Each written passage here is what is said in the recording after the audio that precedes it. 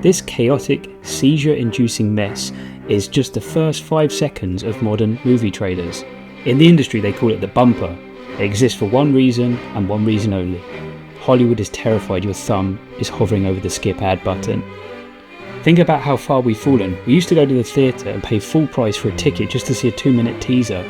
Today, a $100 million marketing campaign has to literally beg for your attention in under 3 seconds. We're now watching trailers for trailers. And this sheer algorithmic desperation hasn't just ruined our marketing, it's completely infected our culture. It's why food vloggers like Eating with Todd have to scream about a life-changing pile of cheese, and why influencers sprint to their cars to tweet that a painfully average Marvel movie is a generational masterpiece before the credits even finish rolling. Well, this isn't the Shawshank Redemption of originality. No. This is a movie. Welcome to the industry of hype and how corporations are weaponizing your FOMO to rig the system.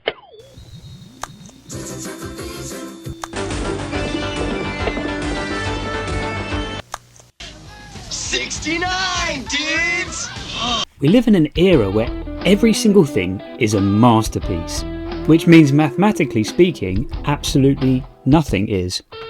If you open TikTok or Instagram right now, you're inevitably going to see a food vlogger.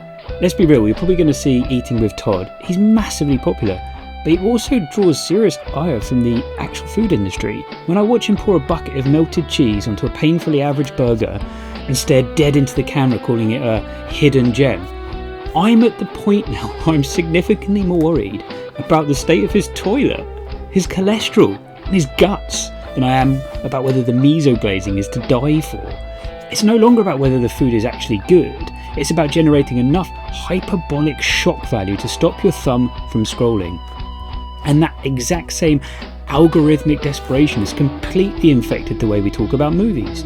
Just like we talked about in our Rotten Tomatoes deep dive, where a completely safe, middle-of-the-road movie can easily farm a 100% certified fresh rating. The bar hasn't just been lowered, it's practically on the floor. We are trapped in an industry of hype. Now, to understand just how mutated this hype machine has become, you have to look at how the delivery system itself has changed. Think back to 1998, if you can. If you wanted to see the very first trailer for Star Wars The Phantom Menace, you couldn't just open an app. You had to drive to a theatre, buy a fully priced ticket to meet Joe Black, sit in the dark, watch a 2-minute trailer, and then a lot of people get up and literally walk out before Brad Pitt even showed up on screen with that accent. Oh, be a sister, no devil, no dopey. Everything gonna be airy. This is what hype looked like when it required friction. It was an event. It was a slow burn built on scarcity and genuine investment from the audience. You had to seek it out. Compare that 1998 effort to the absolute panic of modern marketing. Today, studios do not trust you to sit through a 2-minute trailer on YouTube alone. They give you a 5-second, chaotic micro trailer first. A trailer for a trailer. The industry calls them thumb stoppers. The studio's so terrified of you clicking skip ad that they have to front load all the explosions, the jump scares, the title card into the first 4 seconds. The trailer itself now needs its own hype man. The anticipation is completely dead, replaced by a desperate, overstimulating sugar rush. And because our attention spans have been conditioned by this immediacy, Hollywood has figured out exactly how to control the valve on that hype. They use something called weaponized silence. When a studio knows they have a crowd-pleasing hit, they lift the review embargo weeks in advance. They want that 95% Rotten Tomatoes scores baking in the sun for a month because it acts as a free, compounding marketing tool. But when they know they have a disaster on their hands, the embargo becomes a gag order. For massive legendary flops, the review embargoes often don't drop until the exact day the movie hits theatres. They do this specifically to protect Thursday night preview sales and Friday opening night box office numbers. They know the movie's going to debut at 11% on Rotten Tomatoes, so they legally forbid critics from warning the public until millions of dollars in non-refundable tickets have already been sold. But there's a massive loophole to this silence.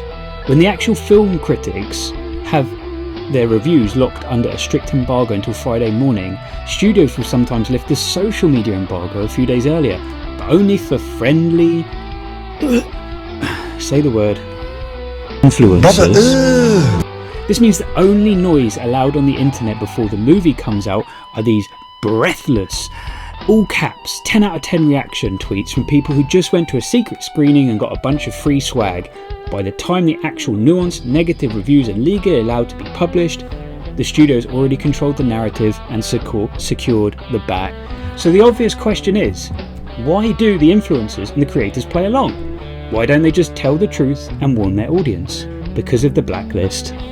Access is currency, and it is the invisible gun held to the head of every creator operating in this space.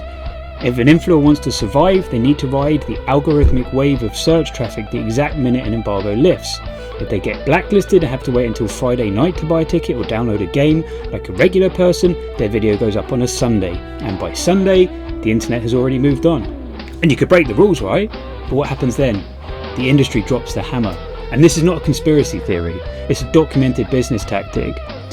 When highly respected film critic for The New Yorker, David Denby, published his review of The Girl with the Dragon Tattoo, David Fincher's remake, a week before the embargo lifted, legendary Hollywood producer Scott Rudin didn't just yell at him, he formally banned Denby from all future press screenings of any film produced by him.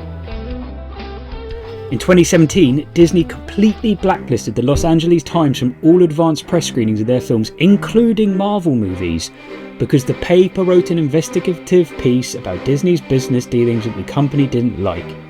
Disney explicitly used the access of their movies to punish journalists for writing a negative business story.